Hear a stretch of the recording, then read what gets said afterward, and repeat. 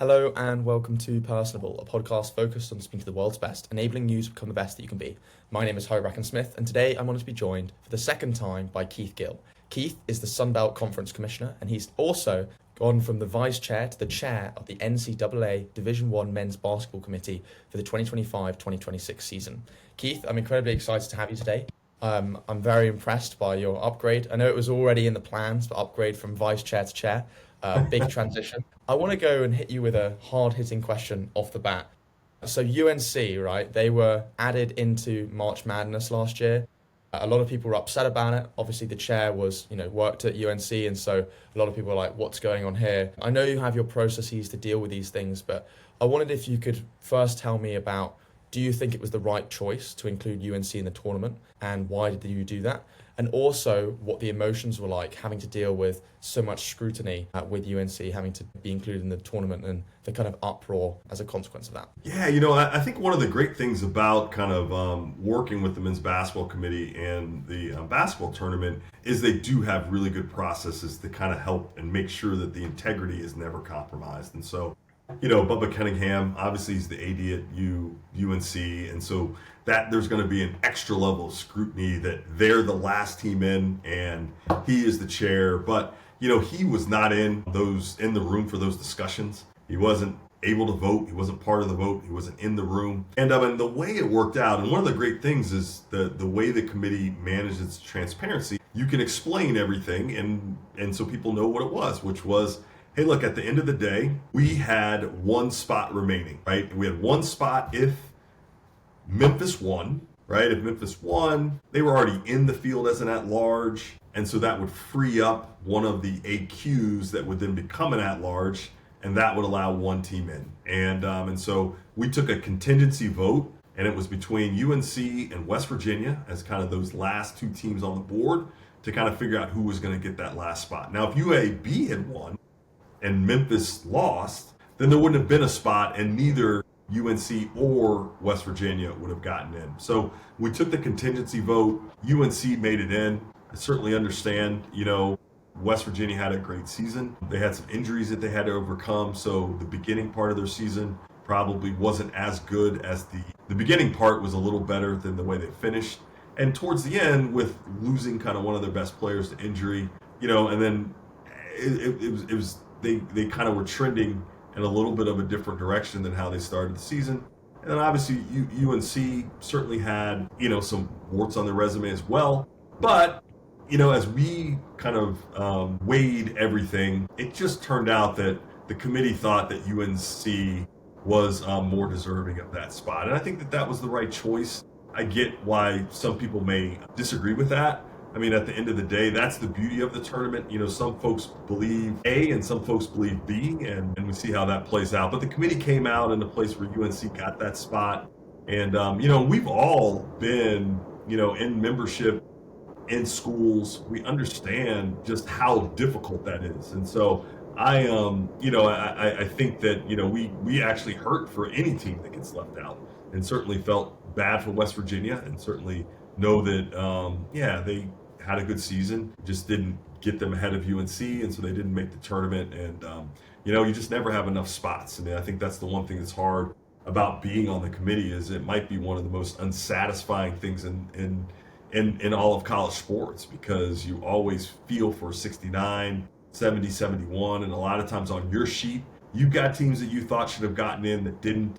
And so I think it makes things really challenging. I think obviously it's about process and not about kind of like your individual allegiance to a team. But I think there's a somewhat irony that people were questioning, the decision making, especially when you as vice chair kind of, on the news kind of spoke up about what was going on, particularly when you went to Duke and UNC are your arch rivals. So it's like, you think I'm just putting in a team that's, my arch rivals, growing up, having gone to Duke, suddenly in the tournament, and you're like, obviously not, right? I found it funny that you didn't mention you went to Duke, because I think that would have been like, oh, okay, that makes a lot of sense now. Well, you try to check all that stuff at the door, right? I mean, I think you're right. I mean, I think there is this kind of thing of like, hey, do you think, someone is going to try to, hook a team up? And I would say any team, I mean, the committee, like, you're trying to get it right because at the end of the day, you want to make sure your teams are treated fairly as well. And so you want to treat everyone kind of fairly in that regard. So I do think you're right. There is this kind of like, hey, look, there are no shenanigans. We are not trying to take liberties with anything. I mean, and that's why I think the process is so important. The transparency was so key in terms of just explaining, hey, look, if Memphis wins, there's an extra spot. If UAB wins, there's not. If there is an extra spot, here's who we took a contingency vote to get it. And then based on the outcome, they slide into the field or they don't. And I think that those are the things that transparency helps and it makes sense. So people could disagree with the decision, but it's really, there's no kind of, lack of integrity or questionable kind of dealings in that regard because it really was kind of straightforward. And you got 12 people in the room, kind of trying to vote on that, or actually 11 because Bubba wasn't in there, trying to figure out, what is the best path. And it's really tricky. And that's why, I understand why people get upset because this really matters. It means a lot.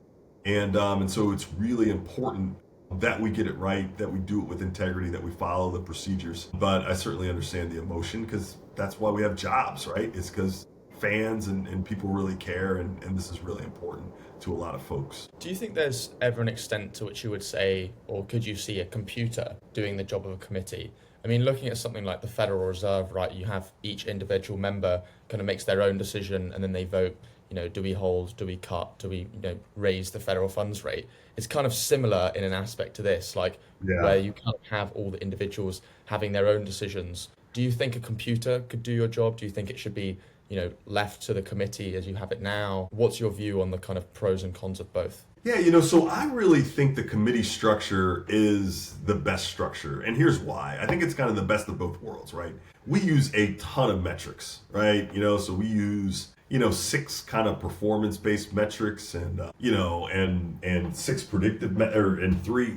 So we use 3 predictive and 3 performance-based, right? So kind of resume metrics. So we use those. Those are generally, data and algorithms. We use strength of schedule, non-conference and conference. We obviously use wins and losses, where those games happen, who you played, wins against tournament teams. So I feel like there is that kind of technical aspect of it. We all have those team sheets in front of us that we're using to kind of make decisions. I think where the committee comes into play is if you had a computer, you'd really have to determine everything that you value and prioritize that. And that would just be done every time. And I don't know that is going to get you the right field because I think for me, I may think about how you did on the road and how you did against tournament teams is really important. Someone else may think your non-conference strength of schedule is really important. There are some people that also think that your non-conference schedule is more important than your conference schedule. And I think one of the good things about the committee is we bring all those biases into the room. And in some ways, that allows all the schools that benefit from those biases to have some representation. And then through our voting structure, we kind of vote actually what's most important, right? And I would say that it allows a team over here that may have a little bit more of this to get some consideration, and a team over here that might have a little bit more of that to get consideration versus if it was straight computer, all those things would be ranked, right? So you would know, hey, the computer thinks strength of schedule is the most important thing. And so that's going to be number 1 and net score is next. And that's going to be number 2 and those kind of things. So I do think the human aspect of it, particularly the collectiveness, is really important. And I think that there'll always be that place for kind of the human element. I think that's what really, really makes the selection process special. And I think that's what gives really the broadest kind of field the most opportunities to participate. Yeah, I actually really, I know you're obviously in this position and I'm not, but I actually really like that answer because I think that, something that I've learned about American sports is this kind of thing in which you can kind of be playing outside your schedule and do incredibly well, or you can be on the road and do well, or have a bad schedule. It's not just about the results. And so if you were to choose a computerized system, I think a lot of people their first thought would be, oh yeah, it would make it fair because, every team is assessed the same. But as you rightly said, right, there's got to be a different weighting. How do you weight things in that computer algorithm? It doesn't allow for flexibility, which you have as kind of a committee. Right. And if you have 20 people, however many people it is within the committee, and all of them have their own different views for different teams and different areas. Through that groupthink, it kind of gets changed over time. How do you go about your own individual keeping track of teams, right? Because you said there can be, 69, 70, 71 teams. That's quite a lot of teams to, you know, be able to think about for the tournament. And then there's even more teams on top of that. Of course, you kind of use algorithms, you're tracking and following the teams throughout the season. But what's your like personal process as you're getting through to the tournament? Like, do you have a team of people that are getting you certain metrics? And how do you go about weighting, on the road, out of conference, in conference, like for your own personal thing? Like, could you talk to me a little bit about your process from before the season up until the point that you're actually making the decision? Yeah, so that's a really good question. So I think, so the process for me starts with building a little bit of a team. So last year we had 6 team members, and then myself made 7. And that kind of corresponded with 6 conferences that we had. And so we divided up the conferences to each kind of team member in that regard. So to kind of help me work and understand. So we would all kind of watch games and certainly talk about those games. And then there was a series of metrics that we would build on a sheet that would say, hey, from this conference, these are the teams we should be watching. These are the teams that have a chance to get an at-large. These are the teams that have a chance probably to win the AQ. And then here are some of the really important kind of metrics that are team metrics, and then obviously individual metrics, and so the metrics that we really looked at are the metrics that were on the team sheet. Net score is really important. That's a sorting kind of tool that the committee uses. I do think the kind of 6 kind of computer metrics are really important, the 3 resume and the 3 predictive. So kind of knowing what those are. Last year for the first time we had wins above bubble. And so that was a really important metric we have. And then I think, wins and losses, conference records, what your strength of schedule is. I think all those things are really important. But then I think there's an individual piece, because you're trying to understand how people play, and so, okay, are they really a defensive team? Are they really an offensive team? Who are their offensive leaders? How do they play defense? What do they hold their opponents to? Where are their efficiencies in terms of offensive and defense? So trying to understand a little bit about those teams. And that's why watching them is really important to kind of see, hey, do they get up and down the court? How are they when this player's in? How are they when this player's out? To kind of understand what the impacts are. You asked me that question about West Virginia. One of the things that really didn't help them was DeVries was out, right? And they really had a hard time scoring when he wasn't in the game. And so you're questioning, okay, all right, how are they going to do in the tournament? How are they going to do against tournament teams? And so you're trying to sort through all those kind of things so you understand the impact of injuries. So it really is this kind of data piece. You've got this team that's kind of helping you. They're helping you kind of see things and break it down so you understand where they are from a data standpoint. But then it's this, how do they play? How's their style of play? What does it look like? And you get that kind of through watching and then kind of through understanding the individual team statistics relative to offense and defense and players and those kind of things. And then that's how you lay the injuries on top, because hey, if they're out there top 3 scorers for a game, well, that's going to impact their game. And you think about the team differently if their top 2 scorers are out for the year versus they were out for 2 losses, but then they came back and they started winning again, and how you apply those things. And so the committee is trying to look at all that. And so it was important to me, at the same time you're doing all that stuff for your conferences, you're also trying to build a top, what I would say 50 or 60, so that you can kind of rank those teams for the at-larges. Because last year we essentially had 31 automatic qualifiers,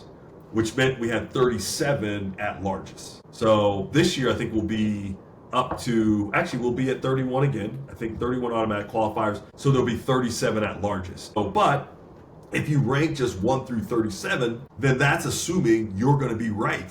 And that never happens. You're going to have a team that is in your kind of 27 through 37 that isn't in everyone else's. And so you really have to rank 1 through 50 to 55 to make sure that, because I would tell you, Harvey, the top 16, the top 20, you and I could just do at the Burger King, right? You kind of know, like last year, I'd pay up on that offer, if that's an offer right there,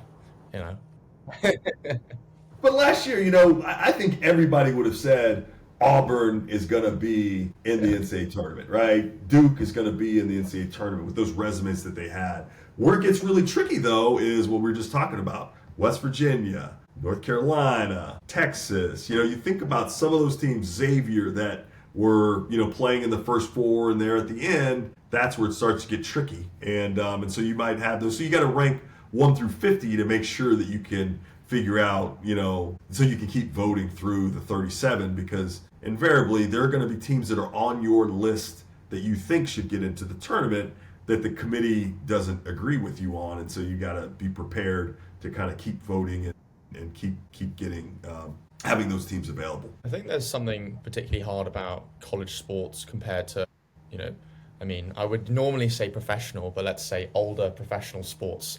With the rise of NIL, I'd even consider college sports professional to an extent. But looking at the NFL, the NBA, etc., even if the average tenure in those sports is only 2 years, many of the franchise players are there for 5 or 10 years, right? So you can kind of predict how's this team going to do, who do they have around them, and how they're going to do for the next 5 to 10 years, etc.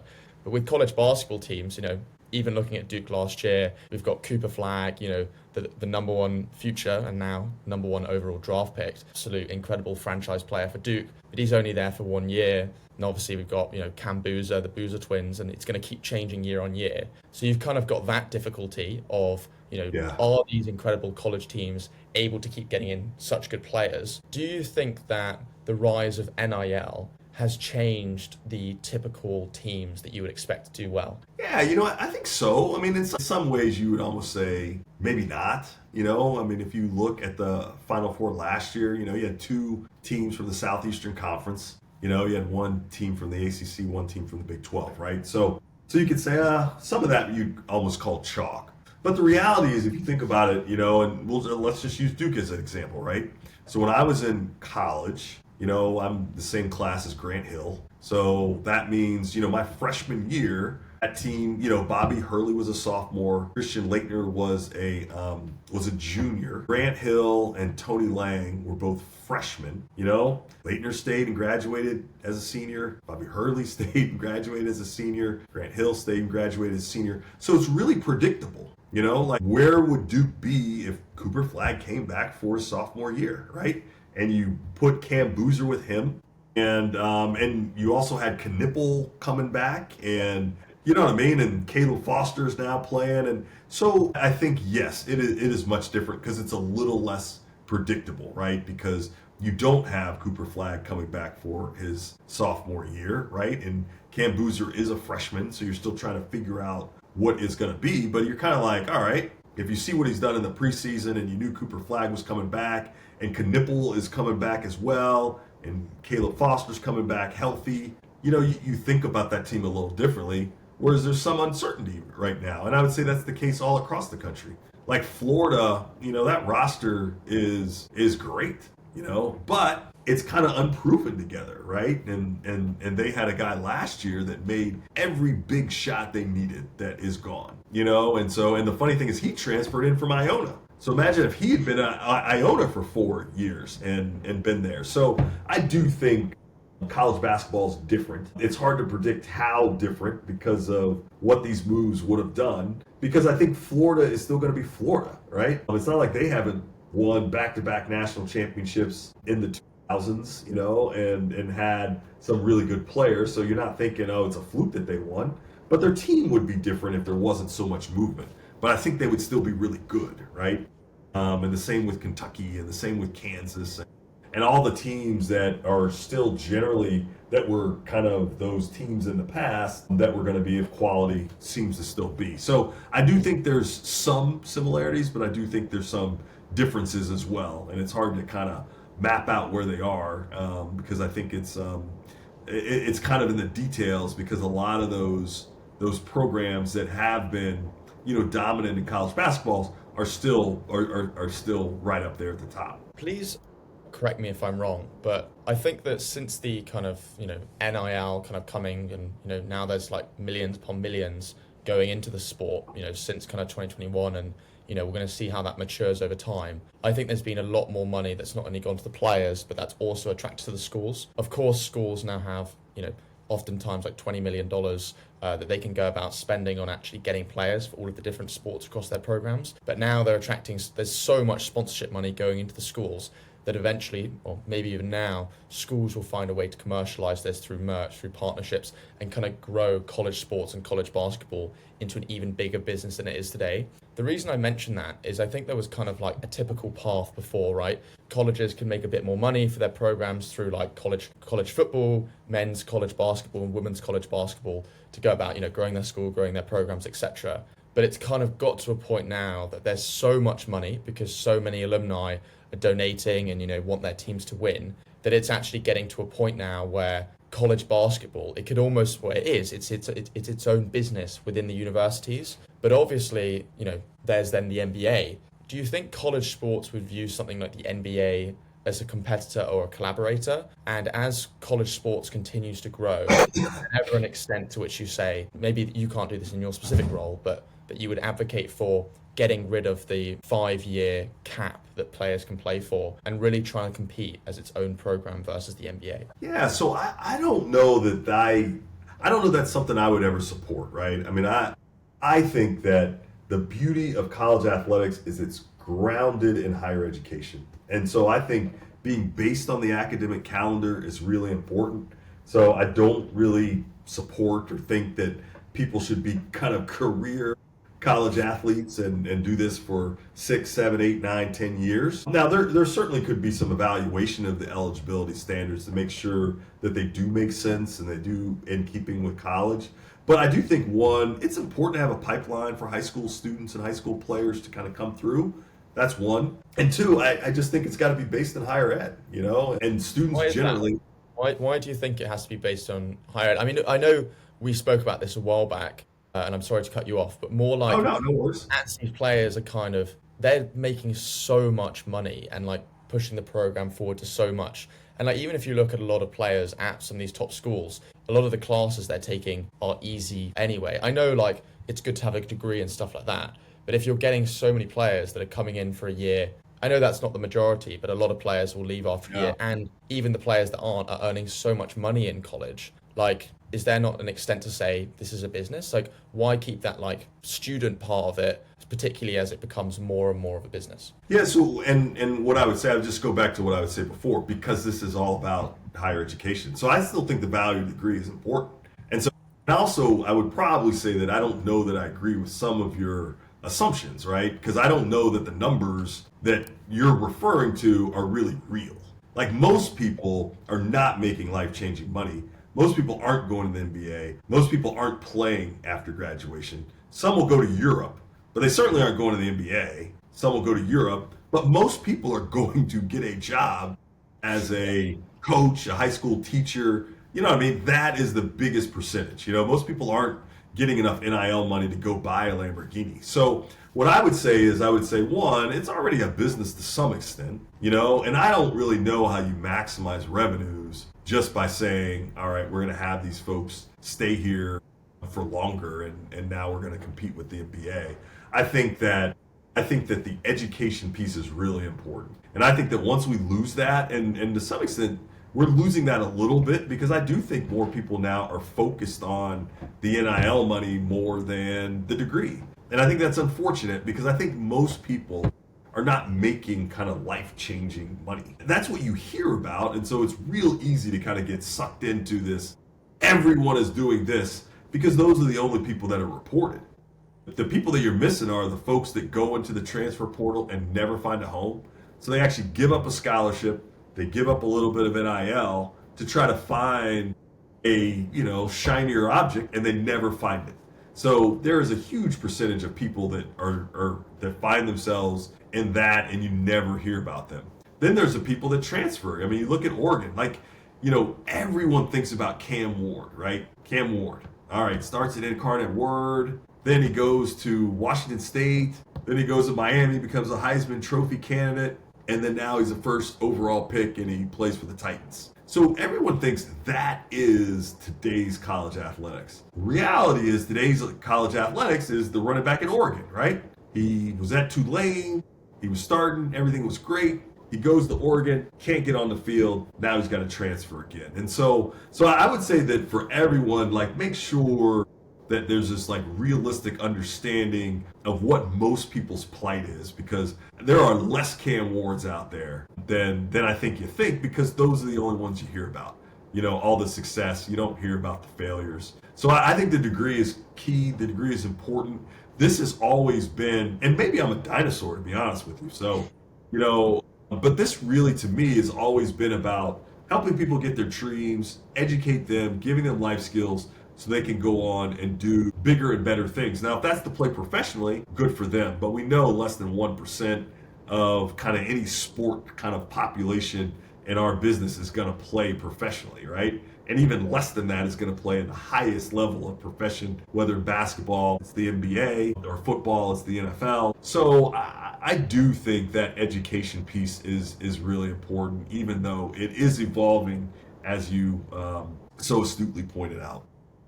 Yeah, I appreciate you kind of like going against me on that point and kind of offering like another perspective, because I think from kind of like a fan perspective, but also someone outside of it, through the media and how things are presented, it's like, oh, and another player's just received a $1 million deal in NIL, when actually that isn't, you know, that isn't typical of most of the players, and most of them have to get a degree. I actually think it's quite hard for a lot of these players because they're seeing their teammates who, you know, they're going to the same number of training sessions, working hard, they're having to do maybe more academics than them, and yet they're getting less money in NIL, being told they have to, you know, work hard in school for a career that will eventually happen, that they can't spend their time or summers focusing on because they've got to play on the sports field. So it's kind of like a hard thing to balance. I think the reason I kind of thought of that question was Cooper Flagg. There was kind of like not a big decision. You know, I hadn't spoken to him about it, but, you know, a lot of fans were saying, maybe Cooper Flagg will come back for another year, you know, try and win. I think there's like these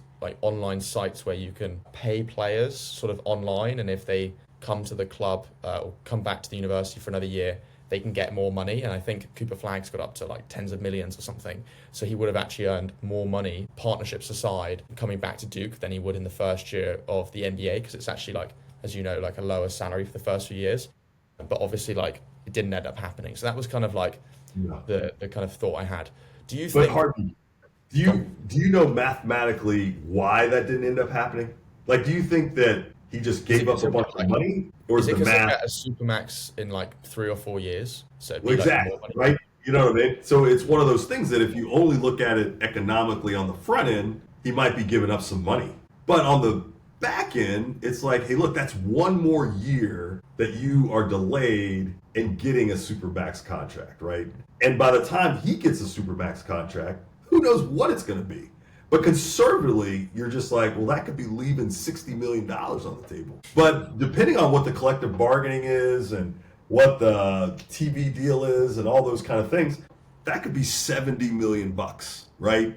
Or and maybe not 70 million, because it would be the net between what you're making now and what you could make, but you could be leaving 50 million on the table. And so that's where I think, though, that's where I think the business side of this, as you talk about, I don't know that fans are always get it, right? Because it's emotion. You're like, oh man, if we have Cooper Flagg, we're definitely going to win. And the reality is, and I would also say, you know, the endorsements that you can get as a pro are much different in that. And I get NIL and I appreciate that, but the things that he can activate in his life now are probably considerably, you know, more lucrative. And then I would also say the thing that you have to also wonder is, was he ever going to be at a higher position than he was at the end of last year? So you've already got the best, right? The only thing you can do is go down, right? I mean, he can't go up. You know, he was going to be the #1 overall pick and the darling of college basketball. So, I mean, I think there are all these other calculations that kind of go into it versus this pure play of, you know, rookie contract pays you $10 million a year and we raise $12 million a year. You know, I mean, it's just more complicated than that in these decisions. And I think that's where sport is so interesting, because we're emotionally involved in our teams, right? And when you're making decisions with emotion, sometimes you don't always make the best choices. So you don't always have the sound judgment.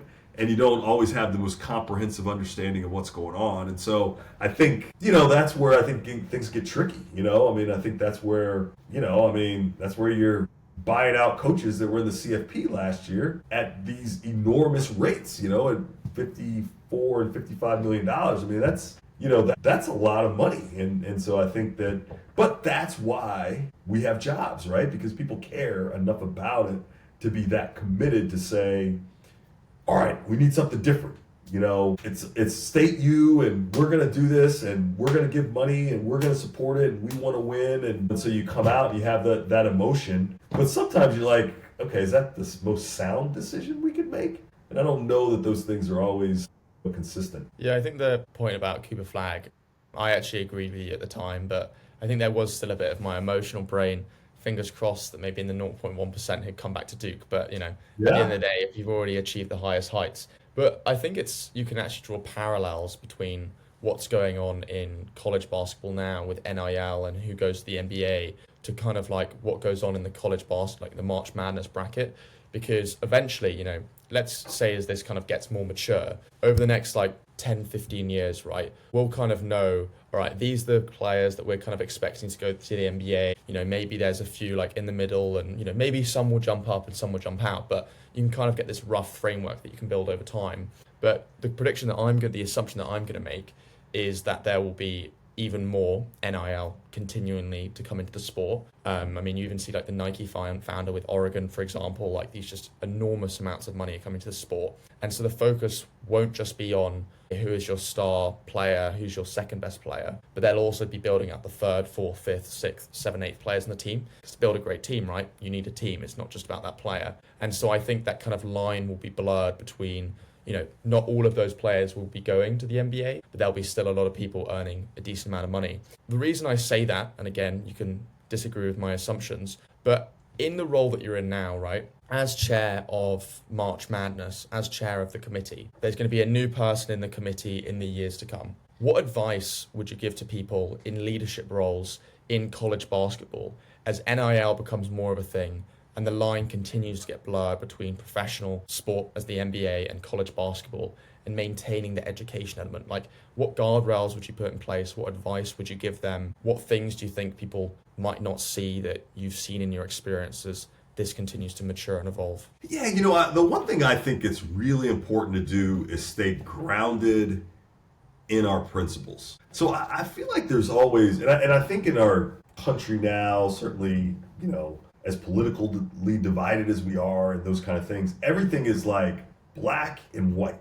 They're like, is no gray, there is no nuance. You can't be like conservative here and liberal there. You either got to be all liberal, all conservative. And I would say that I just reject that. I kind of reject we're becoming more professional and less grounded in academics. I don't know that I think that that's true. I just think we're evolving, right? Things are maturing. The circumstances are a little different. The money that is being generated is so much more massive than it was when the system is put together. So it's kind of hard to not say students deserve or don't deserve a different kind of arrangement than we had 30 years ago. And so I just think we're evolving in that way. That being said, as I said earlier, I think the degree is still critical because I think most of those students aren't making life-changing money. I think most of those students need to understand how to manage their money, how to manage their life, how to maximize these opportunities, how to engage, how to have conversations, how to do these things that are really going to help them either multiply the money that they're getting now or prepare them to continue making money when they can't play anymore. And then I do think we do need to embrace things that are a little different in terms of, whether it's, commercializing some things on the court, patches on jerseys, those kind of things to kind of figure out how we pay for some of these things in that regard. But I don't know that we need to give everything up. At the same time, I don't know that we need to shill for every dollar. So I really think it's being grounded in principles. I really think it's understanding that more than one thing can be true, right? Which is, hey, this is a business. This is entertainment. It's also grounded in higher ed. It's also about educating students. It's also about helping students kind of grow and achieve the things that they want. And we're doing all those things at the same time. And it doesn't mean that we're professional. It doesn't mean that we're trying to compete with the NBA or the NFL. We're still collaborating with those.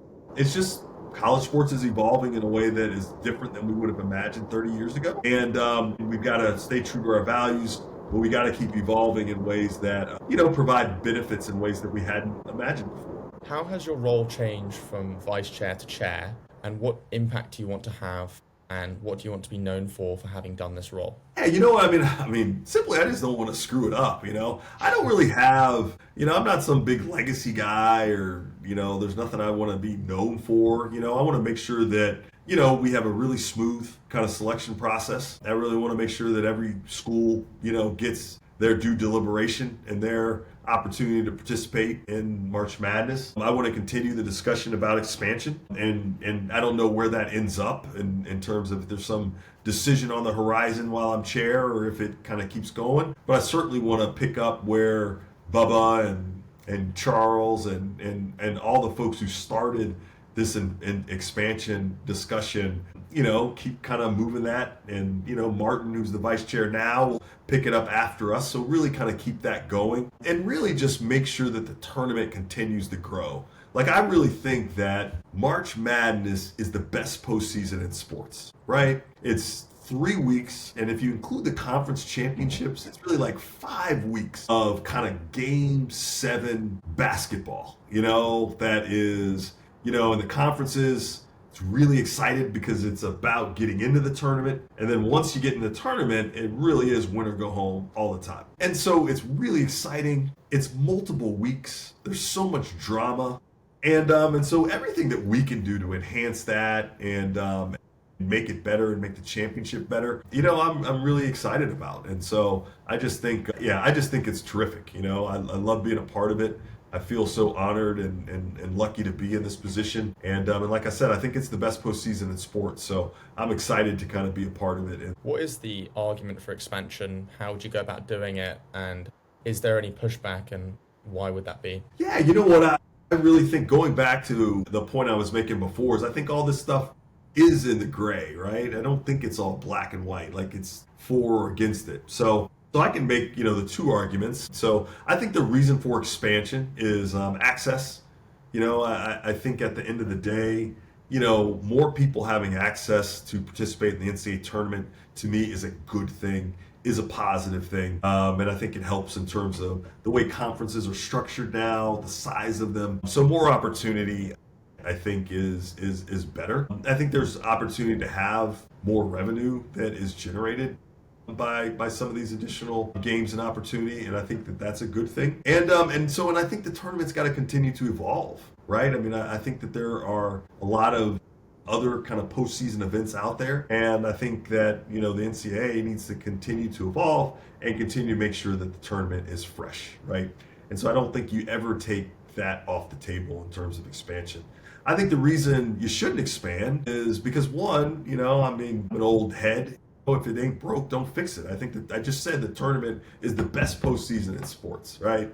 And so if you already have that, then why are you tinkering with it? So that certainly is a reason folks would cite not to expand. I think you also want to make sure that you keep the tournament experience special, right? I think as you grow the tournament, are those new opportunities going to be the same as the current ones? And if we can't answer yes to that, then maybe that is diluting the tournament in a way that isn't good. I think also when you talk about access, you think about, like, right now, you got 68. So, 69, 70, 71 is going to be mad. Well, if you go to 72, you're just going to have the same issues with 73. If you go to 76, you're going to have the same issues with 77. So in some ways, you're chasing your tail trying to solve that problem, right? Because there's always going to be a team that didn't make it into the NCAA tournament unless you have a 360, I think we're 366 now, or how many ever Division I, membership population is there. So in some ways, I think, by expanding, you're chasing your tail if you're trying to provide all this access because, team number 73, team number 77, depending on how many you add, is still going to be upset. So I do think there's arguments on both sides, and that's why I think we're having a really good debate and a good discussion, and hopefully as a committee, we'll get to some conclusion, over the next 6 to 18 months. I don't know if this would be way too much playing. I mean, it might be, but you could try and do like qualifier tournaments for those that are in like the bottom half of the teams. Yeah. In like different regions, and then if they qualify, can then go into March Madness. But you might have to move March Madness again. Don't fix if it ain't broke. But you might have to move it back like a week or two because you'd be maybe doubling the amount of games for those teams. Like if there was a chance that I don't know the statistical odds of this, but if someone winning like 16 games in a row from the bottom to the top would be pretty low. But you at least want to give them the chance to have some time. So. Yeah, maybe you could do like regional games. Like if you look at like the Football World Cup, there are teams that kind of aren't automatically already in the tournament, and they do different qualifiers around the world. So perhaps that's an idea that you could do in some capacity. Yeah, no, exactly. I mean World Cup is a perfect example. U.S. has got to qualify through CONCACAF, and that now technically this year we don't because we're host and we get in or whatever the World Cup comes. But when the World Cup is somewhere else outside this hemisphere. Or outside the United States, there is that kind of qualifying thing. So, yeah, there are certainly some options. I think, that is such a radical change, that I certainly think we would get some scrutiny for it. But, it is ultimately, you're trying to figure out, okay, what problem are you trying to solve? What's the best way to solve it? I think one of the things about March Madness is it's pretty good as it is, and so I think, any changes that you're going to have are really going to be more tinkering rather than totally blowing the whole thing up and bringing in a completely new model, right? Because it's pretty good. I think it ties in pretty nicely with conference tournaments to make a really cool kind of postseason run, and that's pretty special. And the question is, hey, will more access be helpful? And I think that's the question the committee's got to wrestle with and answer and decide. And like everything the committee does, I'm sure it'll be critiqued. I'm sure there'll be some people that think we did a good job and some people that think we don't know what we're doing. Yeah, I think something that I've learned through social media is the idea of like having a true 1,000 fans. And I think that's something I've spoken about quite a lot for the listeners on this podcast versus just having like 1 million fans that kind of care. And I think sports is such a great example of this because for every team that plays in a game, every team kind of has those 1,000 true fans or 100 true fans, whatever it is. You kind of have these devout people that win or lose, they're kind of sticking with that team no matter what. And so I kind of would see that as an argument to expand it in some capacity. I mean, even kind of contradicting my point from before of making it easier for, teams and spreading it out even more is that, if you add more teams to the tournament, it becomes bigger because there's more people invested. They're not just switching off at the end of the season saying, oh, well, we lost again. People are still kind of invested in some capacity in terms of the tournament. So you could kind of have these regional things. And, from knowing and watching sports, I'm like a Liverpool fan in football, for example, and in rugby, I support this team called Saracens, which may or may not know. But there's kind of like, obviously you want your team to win the whole thing. But for a lot of like sports teams, you will have these like little rivalries, even like Duke UNC, I know that's usually at the top. You have these rivalries throughout sports. And so this is something that could be played in the lower bit as well in March Madness.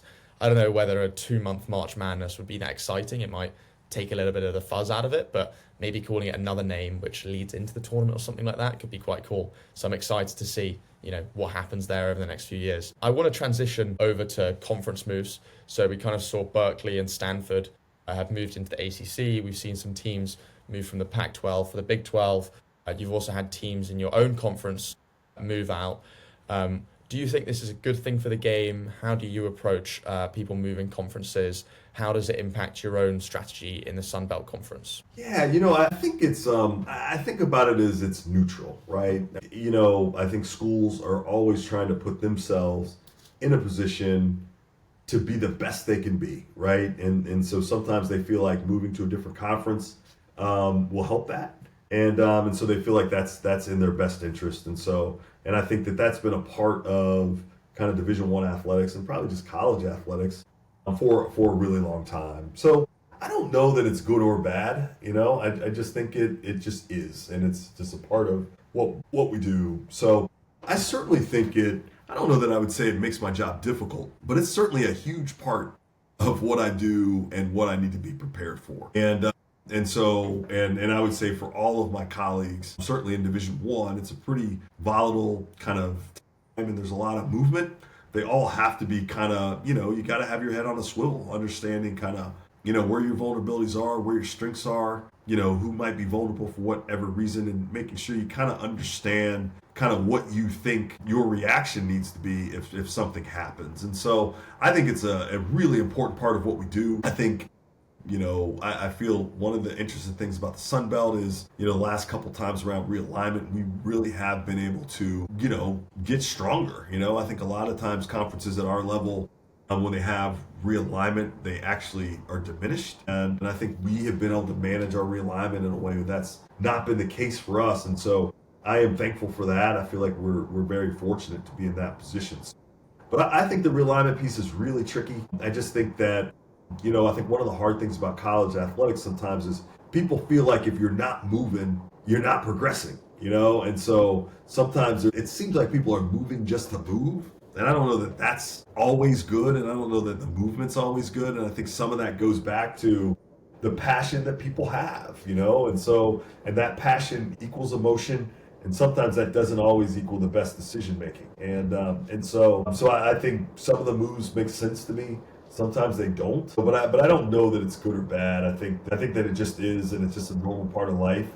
And I feel like we're just always trying to manage it and deal with it. Despite, kind of having a level head with regard to people moving and, agree or disagreeing, and you've talked a lot about this grey area, you must have some form of strategy for the future of the Sun Belt Conference and kind of the steps that you're making day to day to kind of make that goal a reality, whether improving revenue, making stuff more efficient, improving the schedule, trying to make sure all the teams are happy with the processes. What does your specific role look like within the Sun Belt Conference? Like, do you have a specific few goals or like a big goal for the year of things that you want to change or improve? I know that kind of goes against your idea of changing things, but do you have like something in your head of what you want to achieve with your role? Yeah, so what's so interesting? So for the Sun Belt, for us, we're kind of grounded in a couple of things that we just kind of keep as our North Star that really help us. So one of those things is we want teams that have, passionate fan bases and that are good and care about sports. That they're good at a series of things. Football is important to us. Men's and women's basketball is really important to us. The diamond sports, baseball and softball are really important to us. We've had multiple NCAA teams the last few years in volleyball and in women's soccer. So that really is really important. I think the other piece, and it kind of goes against some of the things you're just talking about with realignment, is our regional footprint is really important to us. And so the fact that we have regional rivalries, and if you are a team in our Western Division, that's a bus league. You can pretty much bus to all those games. And the same with our East. We have these relatively tight footprints that are important. And why is that important? It helps drive down costs because travel is probably, outside of personnel, is probably our most expensive thing. You're moving 100 people for a football team, but even a soccer team is 30 people that you're moving around the country, and you got to feed them and house them. So that's really expensive. So trying to cut down on those distances and those kind of things, I think, is really important. So the region is important too. But it also helps us because fans know the teams that they're playing with. It's great. Like in our East, for the most part, if you are App State, you've got a rivalry with Coastal. You've got a rivalry with Georgia Southern. You got a rivalry already with JMU. You got a rivalry with Marshall. So now all of a sudden, they've gone from having like 2 rivalry games to 5 rivalry games. And that is really helpful for us. It's going to help us drive attendance. It's going to help us drive interest. It is really a good thing for us. So I think if you look around Division I athletics, particularly at FBS, a lot of teams are not really, or a lot of conferences are not geographically based. And we are. And that's a strength for us, and that's important. That's a differentiator. That's the way we separate ourselves from our colleagues. I think also, obviously the passionate fan bases are really important, and really cared about athletics. So those are the things that we have kind of built our conference on. That's what we, when we went through our last realignment decision making this summer, that's how we ended up with Louisiana Tech. They're right in our footprint. So all of a sudden, our footprint went as far west as Texas. Well, now it shrinks, and now our average bus ride in the West is 2.5 hours. And so that's the average distance. And so that went from essentially the average distance being like 5 or 6 hours, because we had to go all the way to Texas, and not just Texas, Central Texas, not like it was even East Texas, to now all of a sudden it's 2.5 hours. Well, that's real. You start saving some flights and those kind of things. So that regional piece is so important for us. It's kind of what we're built on. And if we can continue to kind of keep that as one of our North Stars, that will always differentiate ourselves, because a lot of our competitor and peer conferences can't say the same thing. How do you think about the commercialization? How has it evolved over time with regard to media rights, with regard to social media, sponsorships? And do you think of yourselves as kind of this singular entity that operates in terms of just how do we improve the teams within the conference? Or do you also look at competing with other conferences for viewership, for fan bases, for media rights and money? Like, how does that thing evolve? So I really kind of think it's both, right? Because I think in some ways you've got to focus on yourself, right? But you also are in competition with some of your other conferences. So for instance, there's a lot of times where you know that you're going to have a game on linear. So your broadcast partner said you're going to have a game on linear. You don't know what channel it's going to be on. They're going to pick that channel based on the success of the games the week before, right? And so the difference in channels, the difference between being on ABC versus ESPN, ESPN versus ESPNU are huge. And so that's an internal thing. There's not anything you can do about it in terms of who's going to win the games or not. But if you can get that ESPN slot over the ESPNU slot, that's going to be better for you. And that probably means one of your competing conferences gets bumped to the other one. So where it's either good for them if they get the ESPN spot, or not so good if they get the ESPNU spot. So yes, I mean, I do think it is always competitive. You're always trying to position your teams and for the best opportunities. And those generally go to teams that are winning or having success. And so trying to get those things positioned are right. And I would say the same with social media and all those other things, because you're trying to promote all this.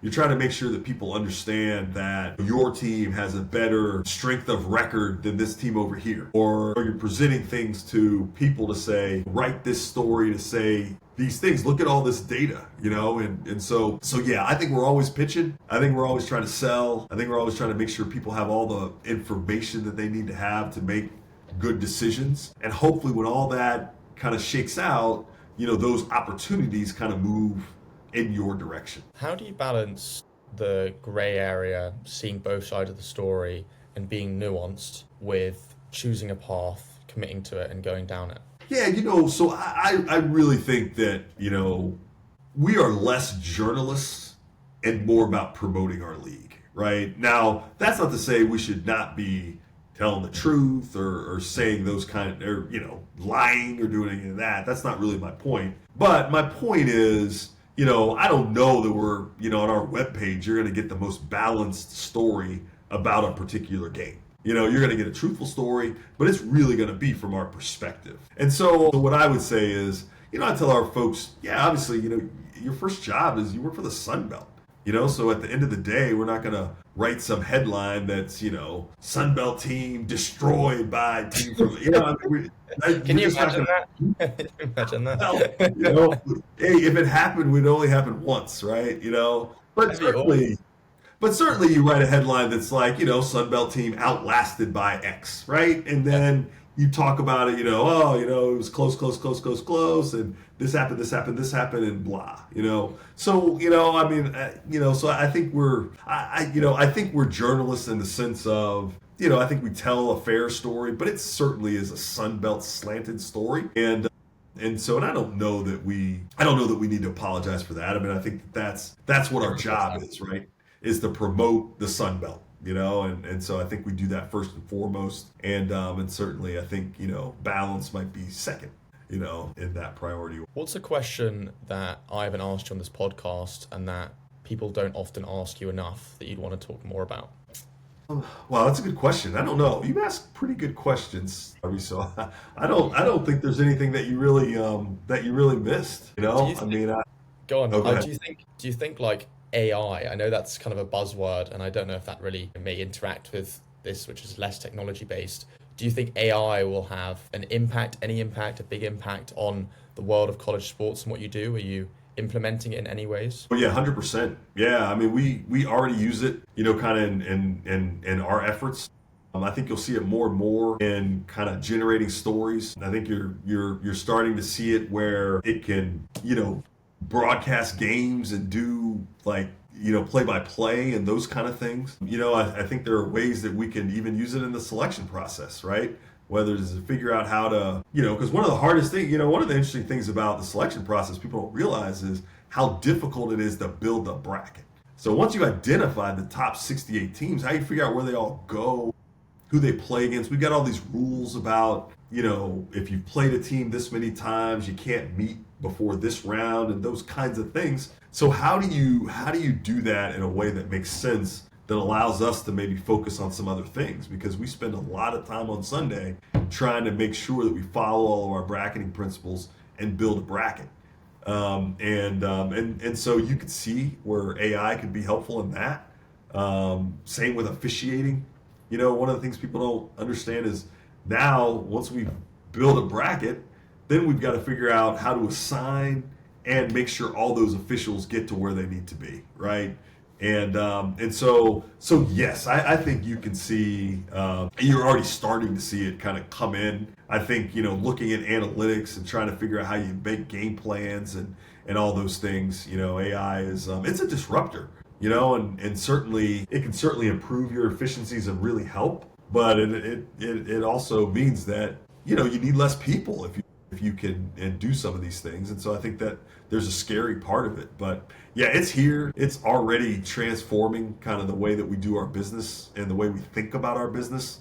And I think it's here to stay because it can do some things that are just really helpful, and it can do them at a pace that unfortunately, none of us can really compete with. My final question, what is one thing that you would want a listener to take away from this episode?